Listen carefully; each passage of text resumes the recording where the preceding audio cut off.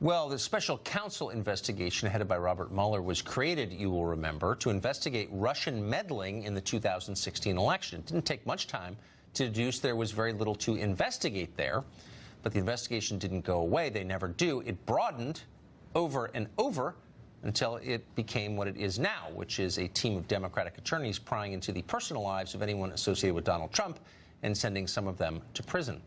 So what justifies the continued existence of this investigation, which is a good question that few ask. Kim Strassel of the Wall Street Journal does, though, and she joins us tonight.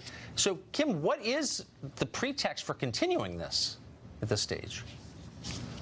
Well, it's hard to know. Again, we were supposed to talk about Trump-Russia collusion. So far, in all of the time that the special counsel has gone along, he's not found any evidence of that. Now, his mandate did say any related crimes, so I guess if you were going to give him a rationale, you could say if he found evidence of wrongdoing, he has an obligation to follow those leads as well. But I think one of the frustrations out there among a lot of people who are watching this is that you now have this very one-sided probe where all the people who were accused of things and were not necessarily found guilty of any of those accusations are still under the spotlight, whereas those who made the accusations and potentially have done some criminal activity of their own are getting no scrutiny whatsoever. So, look, I'm not defending Michael Cohen, who I just want to say for the record I've always thought was a ridiculous sleazeball. But if at the end we find out that he didn't pay taxes on the sale of a handbag and, like, brokered a deal to a porn star, I mean, that's not really worth ending the business of government for 2 years, is it? Is anyone going to admit that? No, because they're so invested in this point in legitimizing and rationalizing. Look, ask yourself this question, which is somewhat mystifying.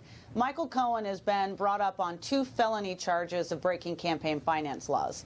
I've written about campaign finance laws a lot. It is exceptionally rare that they are ever prosecuted at a criminal level. They are almost always civil charges. So why did they do it? They did it so that they could have a connection with Trump and all the headlines that we've had this week. It's the only thing that I can think of for why they would have gone down that path, especially because we read that they had close to 20 charges that they wanted to bring again, and they dropped a number of them just so that they could get the few that they got on taxes and banks and the campaign finance violations. But, I mean, how destabilizing is this for the country? I mean, if you find out the president's colluding with Vladimir Putin, you know, bust him for it.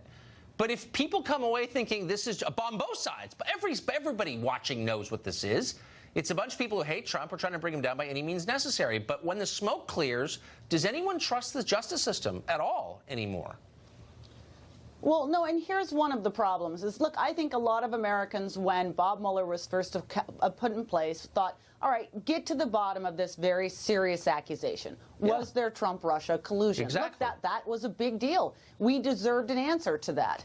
But if you're now going to go down the line of prosecuting all these other things, and then you're not even going to take a look at the people who may have done wrong in making these accusations and lodging that very serious accusation at the top echelons of our government, where it was acted upon by the FBI. I mean, look, if you're going to go after Michael Cohen for campaign finance violations, why is nobody taking a look at the Hillary Clinton campaign or the DNC, who hired an opposition research firm but did not state that accurately on their campaign finance forms? They ran it through a law firm and called it legal services. It just makes everybody so cynical. It just degrades the country in a way that's going to be hard to recover from. It's very sad to watch. You are one of the clearest explainers of what's going on, Kim Strassel, and we appreciate that. Thank you. Thank you, Tucker. Well, America has seen 2 alligator attacks in a single week. One of them killed a woman. Why are we putting up with these carnivorous reptiles?